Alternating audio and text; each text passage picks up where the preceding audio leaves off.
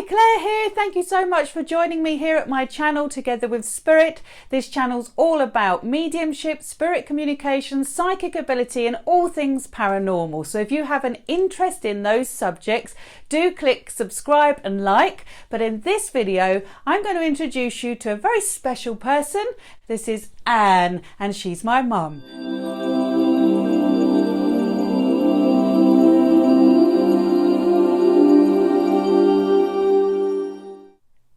When I was 4 years old, I came into contact with the spirit of my granddad. I was in a cemetery in Richmond and my mum was with me. So I'm going to speak to her about that today and get her to tell you a little bit of her account of what happened. I think oftentimes if we ever see for ourselves a spirit communicator, or if we hear a voice being called out, or if we have an encounter that is just individual to us, when we come to tell others about it, you know, it's a nice tale, but it is subjective and it doesn't have the same impact as maybe a story that has multiple witnesses, as in this case. So when I was 4 and I gave this message from my granddad, my mum was there, as was my nan. I'm going to ask mum to tell me and to explain to the viewers here how she experienced that account, so that if you hear me on interviews I've done on other YouTube channels, podcasts or radio stations, I think it just adds a little bit of weight. You know, I'm not just making this up, I've told the truth, and actually it is a story of hope that I hope will touch many of you that hear it and give you some comfort and hope that there's an afterlife. So Mum, when I was 4, we went to Richmond Cemetery, obviously, and so I was going to ask you to recount your memories of that. But I think you were saying that you'd also like to say it starts even before that moment, weren't you? That's right. So anyway, first of all, hello everybody. What we're talking about obviously was your first message, but as your mum, and when I look back at your even earlier years, from the age of 2 really is when I think that this your future was starting to show itself. And obviously I didn't know that at the time, and I didn't have any reason to even consider that it might be anything to do with a past life or somebody in the spirit world. But on a reasonably regular basis, you used to come up to me and take my hand and guide me to your bedroom and point to me that there was a man in your room. Now the interesting thing about this was that this man was always in the same of one of 2 places. So you would either point man to the top of the curtain pole or on the end of your bed. And you'd just say to me, "Mummy, man, Mummy, man." And I used to try to comfort you, obviously, and say, "No, Claire, there's no man there, you know. No, I can assure you there is no man there." But you were adamant that there was a man. So I recall at the time thinking that because the lady that owned the house before us, her husband had died there, and she'd told me that when we were buying the house from her, it made me think that I was wonder if perhaps what you're seeing was him. Because obviously, as we know, children and toddlers, young toddlers, can be quite well connected to the spirit world for a while, even when they're on this you know, living in a physical life. So there was a time when I thought, it crossed my mind that perhaps that's who you were seeing.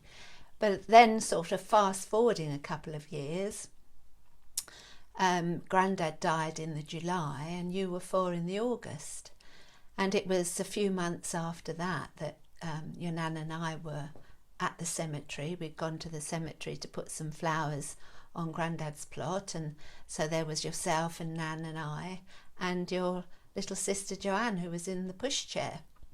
And as you said, you know, in the book, you busied yourself cleaning up the plot and playing around with water, and there was a tap in one corner of the garden there, and they used to leave little vases, and you used to enjoy filling them up and cleaning Grandad's plot that was surrounded with some shingle, and you'd play there and sweep all the shingle off and make it all nice and clean. And then that particular day we'd obviously spent a little while around the plot and discussing Grandad, my mother and I. And then we headed towards the gate to leave the garden, and I called you and you ignored me. So I said, come on Claire, we're leaving, come on Claire. But you were very intent in and absorbed in whatever it was that you felt you were thinking or doing at the time. And then when I called you a third time, you said, you looked up at me, and in a very clear statement you just said, Nanny, Grandad says I love you, Ive. Well, as we know, Grandad had been very ill for a long time, and obviously I was his daughter, and I only ever called him Dad, and I only ever called my mum. And my mum's friends, obviously you called her Nanny, and my mum's friends used to call her Connie because that was her middle name, and she didn't like her first name. She didn't like the name Ivy, so she used to ask her friends to call her Connie. So the name Ivy wasn't one that was really used very often in the house, only by my dad, your Grandad. And so this message of Grandad says I love you, Ive, my dad called my mum Ive because that was his familiar name for her, his pet name. So it's not a name that you would choose to use. No. So, obviously, I think the term is that Nan and I were gobsmacked because to us, it really meant something. Yeah. To you, it was just, I've got to pass on this message, In fact, I remember feeling a little bit frustrated because I remember this so clearly from my angle, my perspective. I remember, crouching down, playing with the stones, the water, the vase, feeling my Grandad come so close around me, almost like a hug, like the essence of him wrapped himself around me, and this. In my mind, this message playing out with such intent. Claire, tell Nanny, Grandad says I love you, Ive, several times, but I was busy playing. So I was in no hurry to pass on any message. I didn't have any understanding at that age of what death was. I had no understanding of how that message would help my nan or even you, Mum. There was no motivation behind that for me to pass that message on. And I think that's the thing that keeps it pure for me. In the times when if I ever doubt about spirit communication and wonder, have we got this right? Have I understood this right? When I come back to this time and that day, it's so powerful because, as I say, I had no motivation or need to give that message. It was in its absolute purest form, and it was witnessed by two people who understood me and knew that would not be coming out the mouth of a babe. Absolutely. And also the way that you said it, there was no hesitation in the statement that came out. It was very strong, it was very direct, it was just, Grandad says I love you, Ive. And it was as though he'd spoken to you and you'd passed it on. And yes, obviously that was a pointer to where your future was heading. Yes, but of course we didn't know that at the time. No, and this is the important thing to say is that I grew up in a very, what I would say is ordinary household. We weren't overly religious, were we? No. My dad's an agnostic. It was just an everyday household. Even, with regards to my nan and that experience, it's almost like we all just took it in our stride in some ways, doesn't it, at that time? Absolutely. And just carried on with normal everyday life. I don't remember what happened. I remember that encounter really clearly. I remember even seeing you standing at the gate. Yes. What I don't remember is what happened afterwards. It's almost like the spirit world enabled me to remember that, but I don't remember getting home. Everything I was just in the now, in that moment. I think because it was purely that, Claire, that these events took place spasmodically, and so we would have lulls in anything, years of lulls, years, yeah. as you grew into an older child and then into a teenager. So it wasn't something that we felt we had to kind of keep in our memory, because it wasn't a situation where we could think, I must remember that because let's see if anything else happens, because at that point we'd just taken it in our stride. I have to say that because through previous ancestors we knew a bit about mediumship and afterlife, or not knew a bit about it, but we were open-minded to it. Right. I think the thing is we didn't actually dismiss it. And that's the key thing, I think. Yeah, I think it was, as I said, gobsmacking, and something that we talked about, your Nan and I, for all our lives. I mean, my mum lived till she was 92, and she still talked about it on her deathbed. Yeah, literally. And I think it brought her a lot of comfort, because she knew that her Stan was with her still, didn't Absolutely, she? Yeah, to her there was no question that had happened. No. Because of the way it happened. Yeah, and out of the mouth of babes comes the truth, doesn't it? Exactly, yes. So I think the fact that we were quite open-minded to it anyway, it wasn't something that was totally dismissed, but it was certainly put on the back burner, as you would say, and not thought about until other episodes started and other incidences started to happen as you got into older childhood. And I was going to say, actually, to you, I know there's many people in the community that often reach out to me and, tell me about their own children or grandchildren's experiences, and asking how they manage it or deal with it, or what do they say, what do they not say. Certainly, I would say, do not panic. What would your advice be as a mum with a child saying these things? How would you say to other mums how best to help their own children? Well, I think that it's like everything, when a child's growing up, every aspect and element of their life is, some things you are appropriate to talk about at the time. When you've got a young child growing up, you're educating them, you're talking about things that take place in daily life. But I think because these little incidences started to happen, and you started to think, I started to find myself thinking, is there something a little bit more going on here? It was something that I didn't feel was needed to be spoken about with you at the time, or even dispelled or anything like that, because again, we were open-minded. It wasn't something that I was afraid of, and it's certainly not something to be afraid of. No, because it wasn't.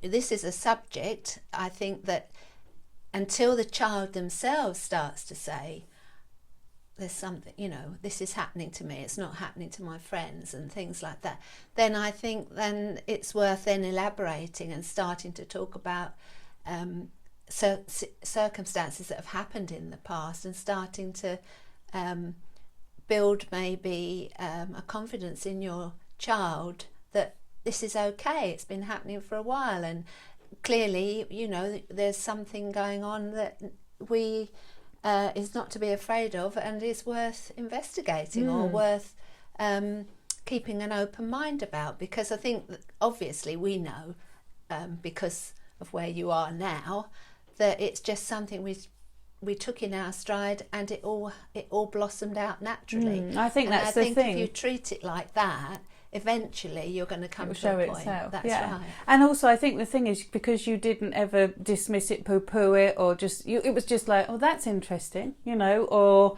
it was just as simple as that, wasn't it? That's interesting, or did you, what happened? What did you see? Or something inquisitive might be all you need to say. Oh, tell me about it. Yes, what have you just seen? right. Something like, you're not trying. You don't even need to. I think what we're saying is, you don't even need to make sense of it yourself. Just allow that encounter, experience to happen, and then just treat it as normal, everyday conversation. Don't make a big thing and then the child isn't going to grow up with any fear of it. No, either. that's right. They're not going to grow up thinking they're different. No, and also that something frightening is happening to them or something. They're just going to treat it as a normal just part of growing life. up. Yeah. Yes. And don't you think also, actually, you saying that to me, it's making me think, it's just fascinating, isn't it? As adults, we can, just through what we've inherited culturally, feel really frightened of spirit communication. But actually, when you think about it, children are having these experiences, I mean, you know, quite Absolutely. a lot more than adults sometimes. So if it was that bad,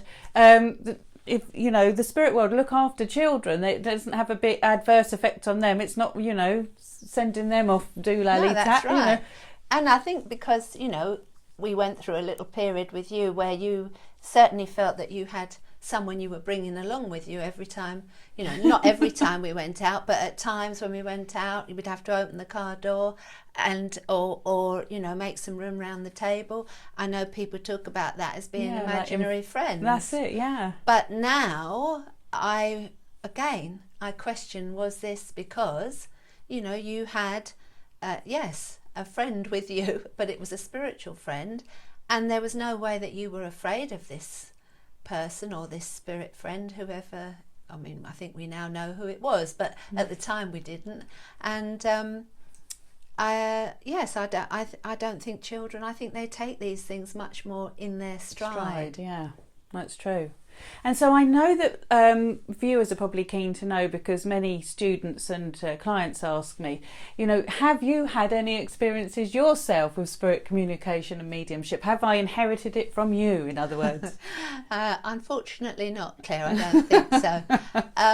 Not as far as the mediumship as in connecting with the spirit world and passing on messages. No, that hasn't happened. But I do believe that I am quite perceptive, and I do believe that information comes to me. So, I mean, we might call that channeling now, or a download of some kind. I definitely have had experiences where information seems to come into my mind that I in no way could have known. Obviously I'm a healer, which is mediumship in its own way, but mine's hands-on and it's not verbal communication, but not in the way that you have. But of course, as I touched on earlier, previous generations in our family have. And this is the fascinating thing, is that my nan actually had her own experiences. She would actually see spirit people in the room with her, and it transpires that my nan's nan, Isabella, you were saying to me before the video started, was actually a medium herself, and that it was known kind of in the family. Well, I think she was known for it sort of locally, like, right. You know, they in those days, obviously, their front doors were open to anybody, weren't they? And neighbours were in there, and friends were in there. And I think in that way she was known to be a little bit of a witch. I'm glad we've moved on a little bit. But and obviously she had some quite amazing experiences herself, which, you know, your nan, my mum, has talked about as well in the past. But so yes, I think she, from what I understand, was probably a very, you know, very good medium herself. Right.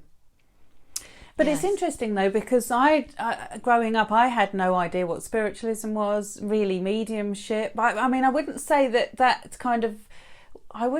I grew up with an understanding of mediumship at all. No, well, I don't think it was something that we talked about. And No. mediumship wasn't the word that was used anyway. Right. We might have said, you know, we would be more inclined to say that you've seen a spirit, or you've seen somebody who's passed away, or something like that. But we never talked about The actual ability to do it. Yes, yeah. that's right. Or use the term of afterlife or anything like that, you know. So I can remember you actually telling me as well about the fact that that you had even had very vivid dreams. That's something I remember. That's right, that yes. So, and now when we look back, we believe they're what I would call night visions, where spirit have actually joined us in our sleep and given you insights. Yes, would you agree? That's right, totally. I mean, I have certainly had some dreams that I know were much more than just a dream. There was a really strong knowing, there was a feeling internally that you were actually part of something real, and also the emotional side of it, that you could smell what was happening, you could feel what was happening. It was much more than a dream. So I think there's been a few times when that certainly has been the case. And you think they're like past lives or actual family members contacting you in dreams? Yes, I mean, my dad definitely came in a dream, and I could feel him there. I could actually feel the love between us and the emotion. It was much more than just him appearing in a dream, in a story in my mind, kind of thing. So I've had dreams like I know what you're talking about, and I know many of you out there have talked about dreams and the encounters you've had with your own loved ones. And don't you think that's the thing, actually, as I'm listening to you, I know you're hugely empathic. You're just able to be in tune with other people's emotions and get a deeper inner knowing and wisdom from them when you meet them.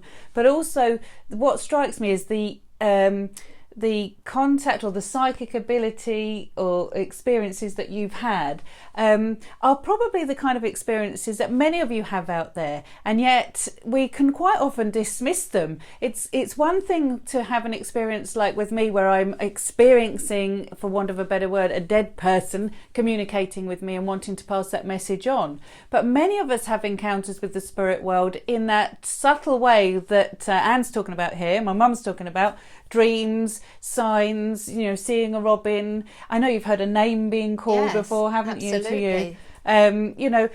Music can come on, songs can come on that are very pertinent and meaningful. And, we can sometimes think that it's wishful thinking and we just dismiss these experiences. But actually, if you look back over time and see how they build, or if they happen at a very poignant time in your life, I believe that they're actually those in spirit, our loved ones, trying to reach out through the void to us to let us know they're okay and they're with us and they're supporting us and that we're not alone. Would you say? Oh, I would, definitely. And the other thing I was going to say to you also, Claire, this is just reflecting back a little bit onto your growing up years, is that now when I look back at my life and I things that happened to me, jobs I had, people I met, places I were taken to, I realise now that was all educating me and opening my mind up to the fact that life goes on after death, and that what mediumship is all about. And I think that had to happen in order for me to be able to help you to move smoothly into obviously this situation. What I was going to do. Yes, that was like a preparation for you, wasn't it? Yes, it was. And I think also the other thing is your future, because as it turns out, Mum and I are now working together, so That's it's right. all part of a bigger picture, really. When I think back through my life, from my childhood, of my mum telling me bits of information, telling us things that happened to her, and then you coming along and the little experiences you had, and then you growing up, and now I'm back into the fold and helping you. It's really been a thread that's run right the way through our lives without us really even being aware of it.